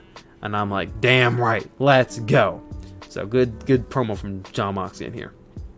We got a backstage segment with MJF readying his campaign. I ain't gonna lie, I wasn't paying any attention. So then we get into the next match, the Best Friends versus Pride and Powerful. This was easily way better than the 12-man tag. A lot of cohesiveness, great chemistry. Like, I'll never doubt the ability of both tag teams, because they're both really good. Especially Pride and Powerful, they have really good tag matches, a lot more memorable than Best Friends. But like, they had really good chemistry. Like, this was easily one of the best tag team matches AEW's had in a while. And I don't want to go over everything that happened, but Ortiz went for a street sweeper, which is basically, I believe, the powerbomb neckbreaker spot, the top rope powerbomb neckbreaker spot. You have Ortiz on the top rope with Trent. And no. Ortiz is going for the powerbomb. Santana's on the top rope. And, Chuck sends him off. And this distracts Ortiz. And he gets rolled up by Trent. And Trent wins the match for his team. Like I said, I thought it was a good match. I would definitely, I don't want to say, drop everything and watch this match. But if you're watching the show, this is definitely a match you shouldn't glance over. Because it was definitely worth the time. And it built up into a segment later on I'll get into. Then we have Matt Hardy. He comes out and he cuts a promo as himself. Not Damascus, not Woken, not Broken, not Droken, not Croken Matt Hardy. Just regular Matthew Hardy. Not even like Mattitude Matt Hardy. And not even freaking I Can Slap a Tornado Matt Hardy. Just regular Matt Hardy. And he comes out and he said that I know the fans at home, they want to see more of myself. And I know my gimmicks are over, and I want to. Why am I doing this accent? And my gimmicks are over, but the fans want to see Matt Hardy, so I'm going to give them Matt Hardy. And I'm like, what fans told you they want to see Matt Hardy? Like, no, I don't want to see Matt Hardy. Like, I love you, Matt, but guess what? Matt Hardy's boring. like his gimmicks are awesome. I love the broken gimmick. I love the Woken gimmick in WWE, even though it was a watered down broken gimmick. I still love that gimmick. I love Damascus and AEW. I love the alternate personalities of freaking Slap a Tornado Matt Hardy, Mattitude Matt Hardy, and like all these other incarnations. Like, that was fun. But we're getting not even Money Matt from TNA. We're getting just straight up Matt Hardy. Like, bro, whenever Matt Hardy was just himself in WWE, he always fell to the background because he was boring as a character. Like, I'm not going to sit here and say he's a bad wrestler, but Matt Hardy is boring. That's why people love Jeff so much more in the earlier days when they were having their singles run, because Matt Hardy didn't have a lot of substance to him. So he's gonna be himself, which immediately I was like, I don't like this. So then Sammy Guevara comes out, and he basically goes at Matt Hardy. They're battling it out, and he starts getting his ass kicked at first, and immediately I'm disliking this because I'm like, Sammy Guevara is a part of the Inner Circle. He's like the young gun, the future prospect star of the Inner Circle, but every time I see this man, he's losing to somebody. He's losing. Like, every time the Inner Circle loses a match, it's because Sammy got pinned. It's never Santana Ortiz or Jake Hager or Chris Jericho. It's always Sammy. And it annoys me because Sammy is a really good wrestler, a really good character, and I feel like one day he can even be TNT or even AEW World Championship material. But fans will not see him that way if he loses all the time. So that annoys me about the booking of Sammy Guevara. So when he starts getting beat down right away, I'm like, come on now. But then he gets the upper hand, he gets Matt Hardy on the table, and he takes the chair, because Matt Hardy's starting to get up, and he chucks it straight at Matt Hardy's face, and it cuts Matt Hardy open, and like he's bleeding all over the place, and Sammy Guevara goes to the top of the ramp, and he hits a 630, which was a very rugged looking 630, but I like it because the ruggedness made it look a lot more like realistically performed. He hits that 630 on Matt Hardy and poses on top. So they're still extending out the feud with Sammy Guevara and Matt Hardy. I can only guess we're getting them at All Out since they started this feud now. I mean, the only reason you should be doing this feud is so Matt Hardy can put over Sammy. I do not think that Sammy should be losing to Matt Hardy. He's lost enough. Let's give Sammy some credible wins here. He can use it. Alright, so outside of that, then we move on. We then get back to Trent Van. PMP, Pride and Powerful are backstage, and they're like, we're going to show you what's good. And they take a sledgehammer and they start destroying Trent's mom's van. And then the best friends come on there, and they're like, Chuck's like, I'm upset. I made a promise to Sue that I'm going to return the van in top condition. I can't do that now. You made a liar out of me. So next week we're challenging you, and if we win, you guys must apologize to Trent's mom via speakerphone. Just funny little witty stuff, I guess. Then we get into the next match. John Silver and Ryan Reynolds. I wrote Ryan Reynolds. Oh my god. If Ryan Reynolds made his pro wrestling debut, AEW ratings would skyrocket. But no. Alex Reynolds versus Matt Cardona and Cody.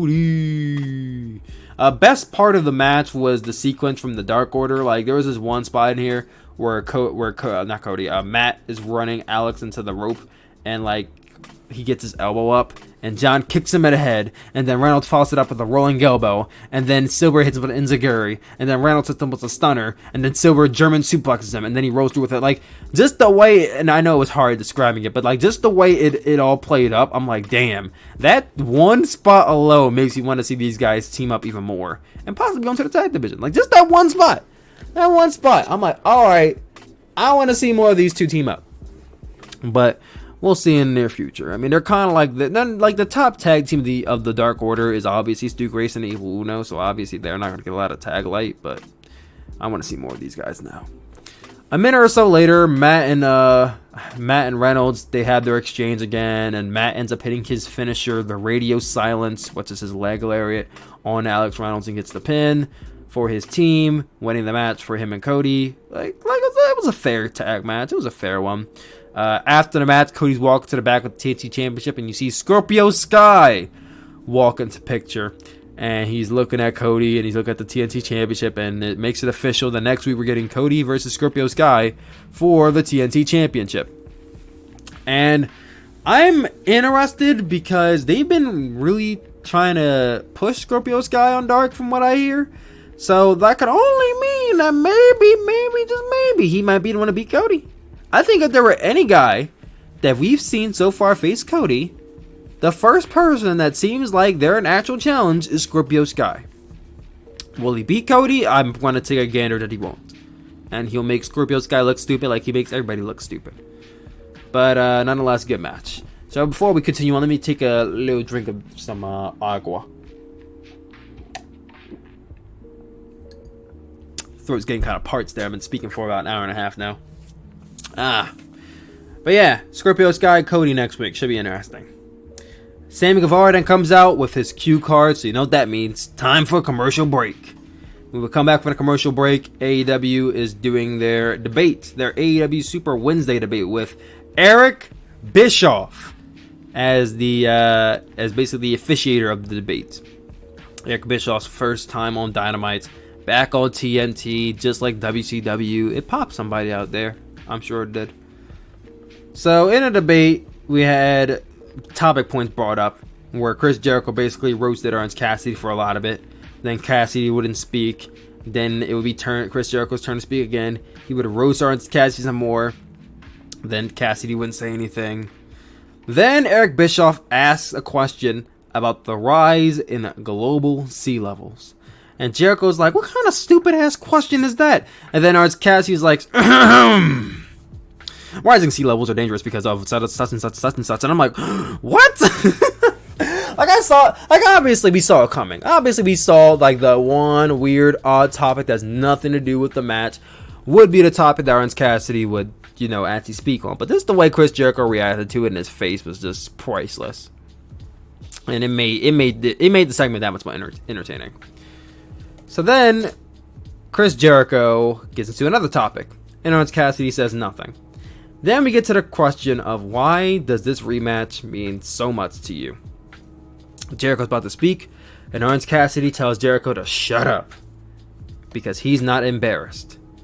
He's been trying to embarrass him this entire debate, and Orange Cassidy is not embarrassed by Chris Jericho, and he takes the glasses off and he gets real and he speaks from the heart. And I'm indifferent on it because, like, don't get me wrong, the Orange Cassidy gimmick is great. It's perfect. It's fine how it is.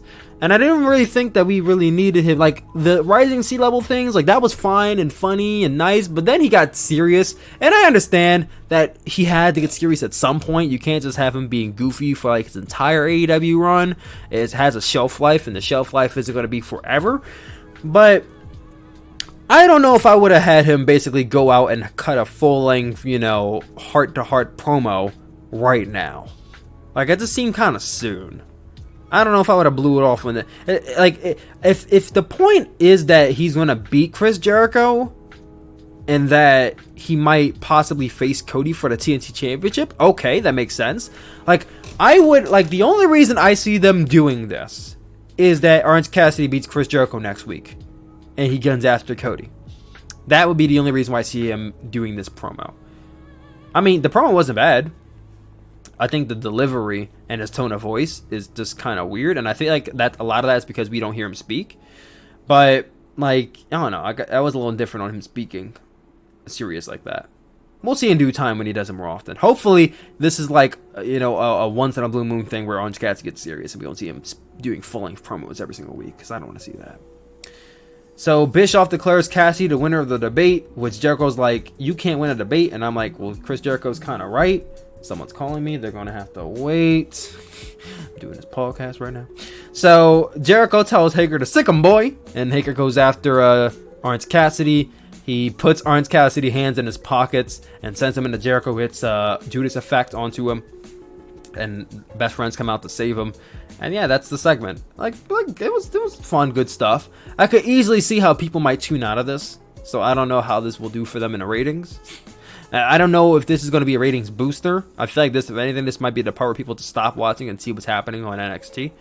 But overall, it was all right. So then we got Britt Baker, because we always got to get every single week a Britt Baker segment in here. So last week, Britt Baker announced that Big Swole will be having an opponent of her choosing this week on Dynamite. And this week, she chose the opponent to be Reba. And Reba's like, I don't know about this, Britt. And Britt Baker's like, get in the ring. And she gets in the ring of Big Swole. And I guess Reba's gimmick is that she doesn't know how to wrestle, because every time she would hit a move on Big Swole, she was like, oh my god, I can't believe I did that. She would do all those like expressions on her face. And it's like, she just looked goofy as hell. And she tried for a moonsault, she missed, and Big Swole hit her discus elbow for the win. Like, it was a nothing match. It was to build up more to Britt Baker versus Big Swole, which I'm not gonna lie to you guys, even though Britt Baker segments sometimes I don't really care for, like, I legitimately want to see Britt Baker versus Big Swole. Like, if there was any women's feud that AEW has done so far that's, you know, been notable, it's been this feud. It's been built up pretty well. So I'm actually, dare I say, I'm even a little excited for Britt Baker versus Big Swole whenever that happens. I'm assuming it all out. But then we get to the main event of the evening. Darby Allin versus Jon Moxley.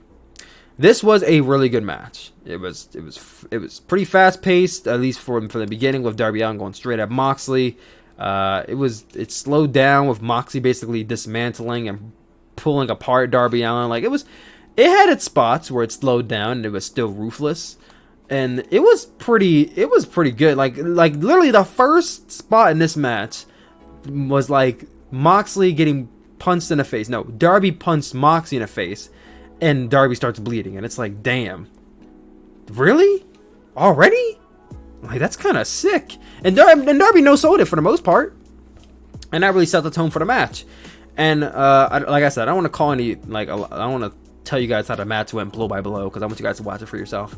But like, one of the coolest spots in here, which is also really dangerous, which I'm not surprised because Darby always does dangerous spots in these matches, was when Moxley and Darby are on their apron, and he sends Darby from the ramp straight into the ring post onto the outside. I'm like, holy shit, that was kind of dangerous. And then he went at it. This match went, I think, at least like 10 to 15 minutes, with Darby targeting Moxley's hand for a lot of the match. And it ended up with Jon Moxley hitting a top rope German suit. This spot was dumb. I'll just say that much. This spot was dumb. So Jon Moxley hits a top rope German suplex on a Darby, who lands on his feet. He legitimately lands on his feet, rolls backwards, and then sells it. And I'm like, what? You didn't even take the move. Like, how were you impacted by landing on your feet? But he sold it nonetheless, and I'm like, okay. So after this, Wardlow comes out to distract the referee, and MJF comes out from out of nowhere and hits Moxley in the face with the TNT Championship, and Moxley starts bleeding. And commentary's playing this up like, oh, MJF doesn't want to face Moxley, he wants to face Darby for the TNT Championship. And I'm like, if Darby beats Jon Moxley for the AEW Championship because of an MJF interference, this is gonna suck. Like, this will ruin the entire match. Like, don't get me wrong, they don't do this very often, but to have your world championship chains off of the interference is the dumbest shit. So they really had me buying into it, because right after this, Darby hits the coffin drop, and I'm like, oh my god, Darby might win the AEW Championship because of an MJF interference. Like, what the fuck? And they did a really close near fall in here, but Jon Moxley kicked us out. And then sooner, they get into the match. It only went about like 2 more minutes after this. Darby tries for another coffin drop, and Moxley catches him with the sleeper hold. And he has it applied, and Darby's fading, and he starts regaining consciousness. He starts hulking up, and then Moxley smoothly transitions this into the God-style power driver. Straight Minoru Suzuki style. And I'm like, yes, John, he learned a thing or two from New Japan. I love it. But Darby kicks out. That leads Jon Moxley to try for the paradigm shift. He hits it and gets the pin over Darby Allin. Backstage, MJF is pissed about this, but Jon Moxley, the show ends with him basically like shaking Darby's hand and giving him his props, and he's holding a lifeless Jon Moxley, giving him his props, giving him a thumbs up, all that good stuff. Like, it was a decent show overall. I think last week's show was definitely better. Like, it wasn't a bad show. It was decent. I think if you missed the show, outside of the main event and the tag match between PNP, Pride and Powerful, and Best Friends, I don't think you really missed much of the show. But yeah, that was the show. Good main event. From there, we move on to some Stardom news. So Stardom is going to be starting their 5-star Grand Prix tournament in just 2 days, on August 8th to September 19th. They're running their version of the G1 Climax. You have 8 women to a block. It's a round robin tournament. pinfall gets you 2 points, draw gets you 1 point, loss gets you 0 points. The block ends with the person with the most points. They move on to face the person of the opposite block in the finals, where the winner will challenge Mayu Iwatani. I don't know when that will be, but they will challenge her. Unless Mayu wins, and then she will choose her opponent for the Wonder of Stardom Championship. World of Stardom Championship, I mean. So, on the red block, we have Himeka, Death Yamasan, Saya Kamatani, Starlight Kid, Konami, Tam Nakano, Julia, and Mayu Iwatani. On the blue block, we have Maika, Sayori, Saki Kashima, Natsuko Tora, Azumi, Jungle Kiona, Utami Hayashishida, and Momo Watanabe. So it's obvious that this year has really hurt Stardom. Like, they lost Orisa, they lost Hana, they lost Kagetsu. Last year they lost Hazuki. They lost Itsuki Hoshino. They lost Leo Unazaki. Like, they lost so many women this year. And it shows in this tournament, because there's a lot of star power that is lacking here. And it's not to say that the tournament doesn't look good, because it still looks good, and it's still a lot of matches I want to see. If I can list some, like in the red block, you have Konami versus Tam Nakano. That's going to be really good. Julia versus Tam Nakano. They're having a rematch for the Wonder of Stardom Championship, because they had a match and Julia won. She's the new Wonder of Stardom champion, which I kind of predicted would happen. I was rooting for Tam, but Julia won. You have Mayu Iwatani versus Tam Nakano. That's going to kick ass. Mayu Iwatani versus Starlight Kid will kick ass as well. And Saya Kamatani versus Himeka. I think they've had a match already during the Stardom Summer Tour, which... just the contrast in styles of Himeka being like a powerhouse and Saya being that, like, you know, the lighter, you know, more aerialistic wrestler. Alone, that's going to be a really good one. And then in blue block, you obviously have a lot of like inner faction matches. Azumi versus Momo is obviously the first one I'm looking forward to. Momo versus Utami Hayashishida is also one I'm looking forward to. Jungle Kiona versus Natsuko Tora is going to be really good, because Natsuko Tora was once a part of Jan, which was Jungle's former faction. You have Maika versus Shiori. They're obviously part of Donna del Mundo.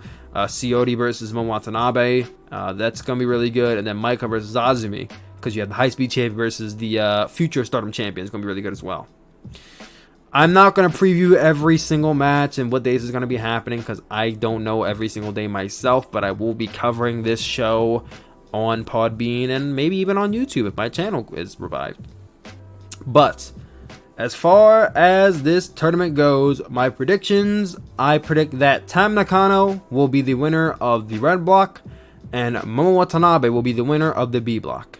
We will see Tam Nakano versus Momo in the finals, with Momo Watanabe winning the 5-star Grand Prix and challenging Mayu Iwatani for the World of Stardom Championship later on in the year. I think likely at the 5-star Grand Prix. Then we get into New Japan Pro Wrestling. So they announced 2 new tournaments in my absence. The first is going to be taking place during the Summer Struggle Summer Struggle Tour. It started today. It is the Never Open 6-Man Tag Team Championship Tournament.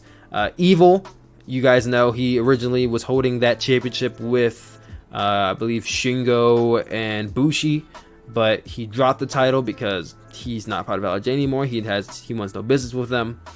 So this forced New Japan to vacate the titles, which I think is stupid, and I'll explain why in a bit. But now they're holding a mini tournament for the tag titles. A 3-day tournament, stretching from August 6th to August 9th. So, on August 6th, which I haven't watched back yet, happening today, we have Yujiro Takahashi, Jado, and Geto of Bullet Club versus the team of Toriano, Sho, and Kazuchika Okada. Yes, you heard that right. Kazuchika Okada is competing in a tournament for another championship. I know, surprising too. I'll talk about my excitement for that in a little bit. But then also on August 6th, we have Sanada and Shingo Takagi and Bushi versus El Desperado, Doki, and Minoru Suzuki.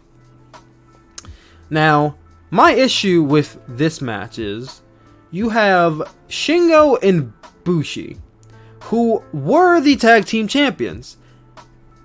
Why are they competing in this tournament? Why aren't they if you're having a tournament, I feel like Shingo, Bushi, and Sonata should be like the final bosses. Because it's like they are the former champ, not Sonata, but like Shingo and Bushi are the former champions. The title was vacated because Evil no longer wanted to be a part of LIJ. Like, it was out of their control.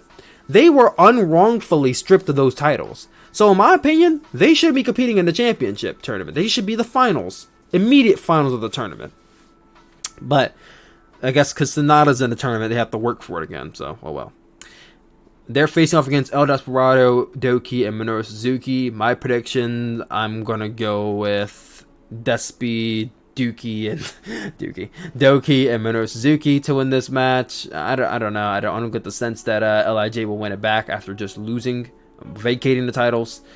Going back into the earlier match, Yujiro, Jado, Geto versus Yano, Sho, and Okada.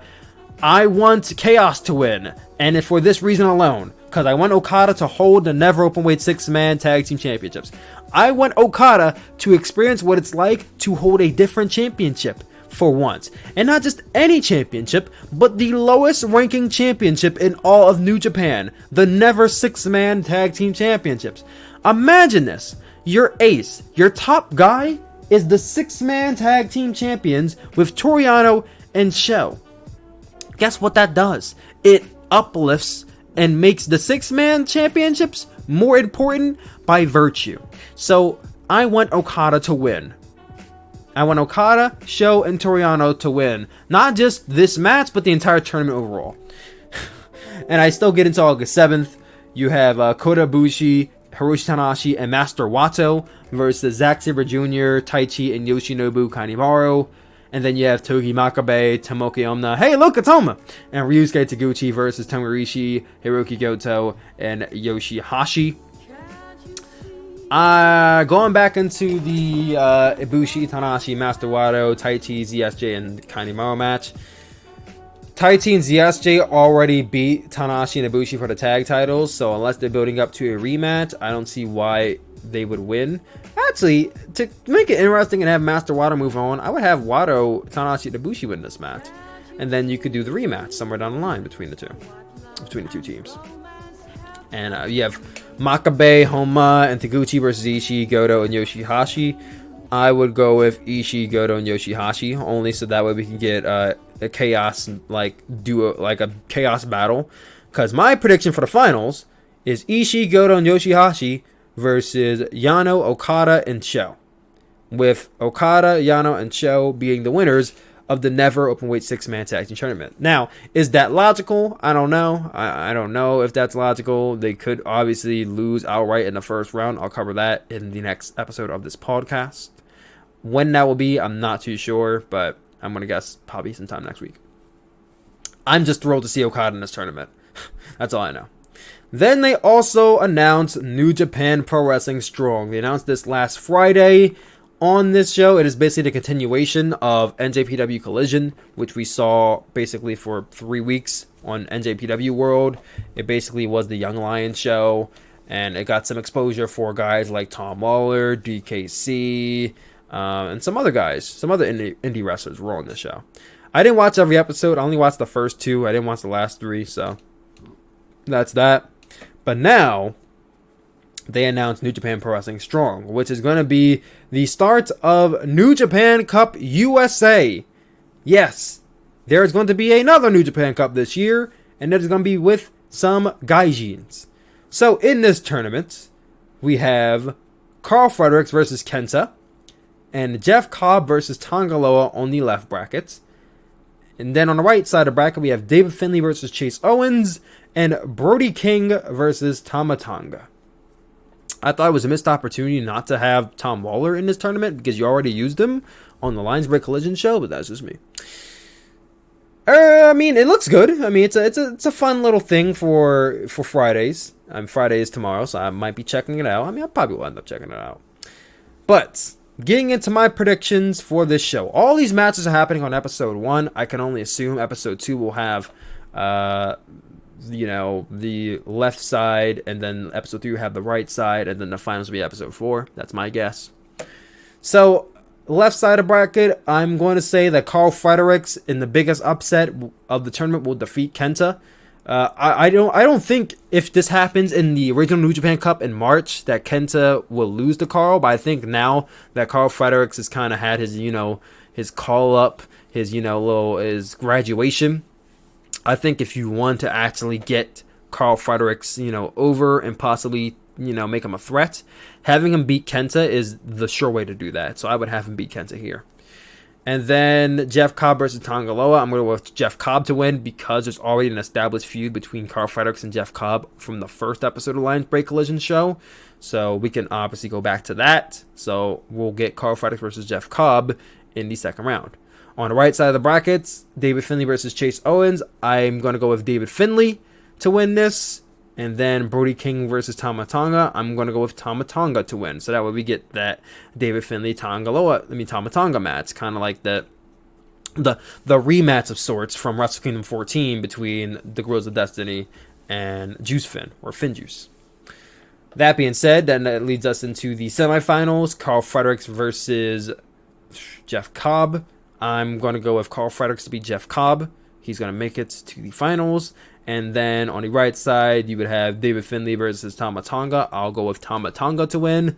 And our finals will ultimately be Carl Fredericks versus Tama Tonga, in which I believe Carl Fredericks will win and become the recipient of the New Japan USA Cup. Now, they announced in this tournament that the winner of this match will get an opportunity for the IWGP United States Championship, which leads me to believe that they did not strip Jon Moxley of the championship, which doesn't make any sense to me.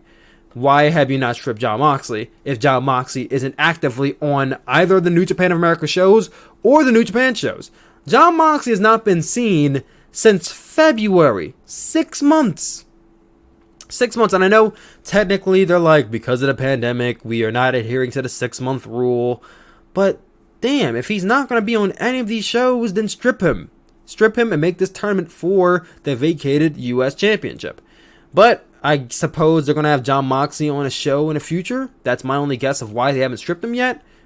So if that's the case, then we'll get Carl Fredericks versus Jon Moxley at some point in time on New Japan Pro Wrestling Strong or a New Japan of America show. If that happens, I think Jon Moxley retains, or they can go completely out of left field and get a new guy over and have Carl Fredericks be the one to beat him. I don't see that happening, though. I think Jon Moxley will retain if that match happens.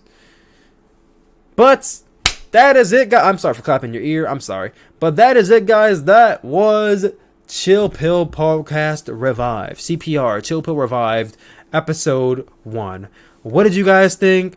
I can't say comment down below. Let me know because we're not on YouTube here. But, leave a comment if you can on this episode of Paul Bean. Give it a like, give it a favorite, give it a rating of 5 stars, do whatever Paul Bean does. And thank you all for coming over and supporting me over on this platform, and I will see you guys next week. Let's see if I could give a specific day of the week next week. Let's come back next. Let's do this again next Friday. So I will see you guys next Friday for episode 2 of Chill Pill Revived. Peace out, guys.